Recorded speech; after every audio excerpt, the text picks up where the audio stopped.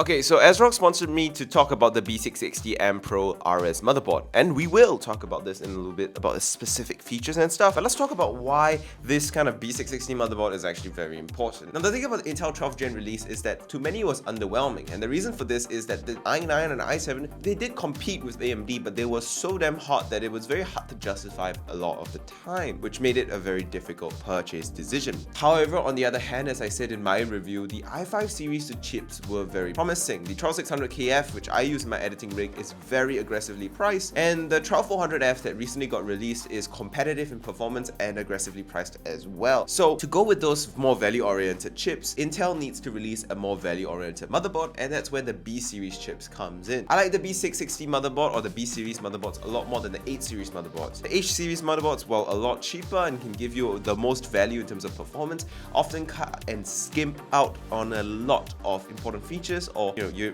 become very limited in terms of future expandability with those chipsets. So I like going with the B series motherboards if I was going to go with an Intel rig. Now the 12400F is very value for money, and without a B series motherboard to go along with it, it's going to not be value for money because the Z series motherboards are expensive, hard to get, and often use DDR5 RAM, which we all know is very pricey. So that's where something like the B660M Pro 4, Pro RS from ASROCK comes in. Sorry, I'm still used to their, old naming scheme of Pro 4, Pro 3. So let's talk about this motherboard and the features that it has. Starting off with the back I/O, we've got 4 USB 3.0 ports, or as they are now known, USB 3.2 Gen 1 ports. Stupid naming scheme. Intel Gigabit LAN, HDMI and DisplayPort. Now that's actually quite important because with Intel announcing their own GPUs, I'm willing to bet that there are going to be 12th Gen APUs, but who knows. We've got 2 USB 2.0 ports, which is good for compatibility and just convenience. You also got a PS2 keyboard mouse port, as well as all your audio ports, which is nice to see. It's not the most filled out I/O ever, but it's not skimpy either. You definitely should be fine with this I/O. I would have liked if there were some USB-C ports on here though, but unfortunately that's not the case. In terms of M.2 SSD support, it supports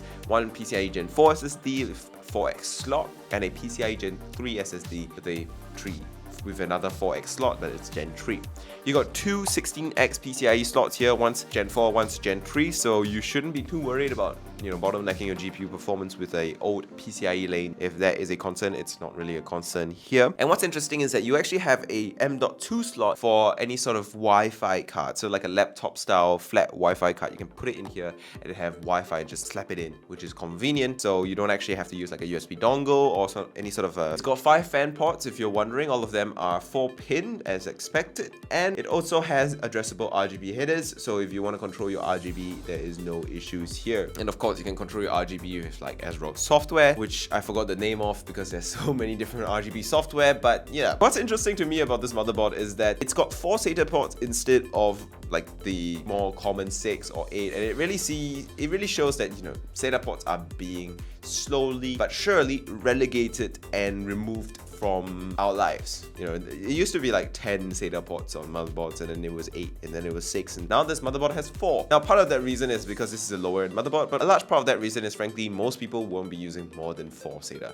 ports these days. Big hard drives are getting a lot cheaper, and chances are if you're using a hard drive, you're just using 1 or 2, you're not going to use all 4. And if you're using all 4, chances are you're like running a NAS or a server, and this is not the motherboard for you. It's got pretty decent VRM cooling with these big heatsinks, and it's got a 8-phase power delivery system, which is nice for running things consistently. It's a B series motherboard, so you won't be overclocking on this motherboard at all, so it's not a big deal that it doesn't have the most craziest power delivery setup in the world. I think my own personal motherboard is Z690, which has like 12 or 15 phases. You don't need that if you're not running a K series chip and you're not overclocking. In this case, 8 is perfectly fine, and it should run just as well. And with that, that's pretty much it for this video. Thank you for watching this product showcase of the ASROCK B660M Pro RS. This is probably the 3rd or 4th last video I'm ever going to do on this channel, so it doesn't really matter if you subscribe or not. I just hope you enjoyed the time that you've had here. If you're planning to build a more value for money, budget-friendly 12th Gen Intel system with something like the 12400F, this is a motherboard you definitely want to consider and definitely want to check out. So I'll see you guys next time, if there ever is a next time.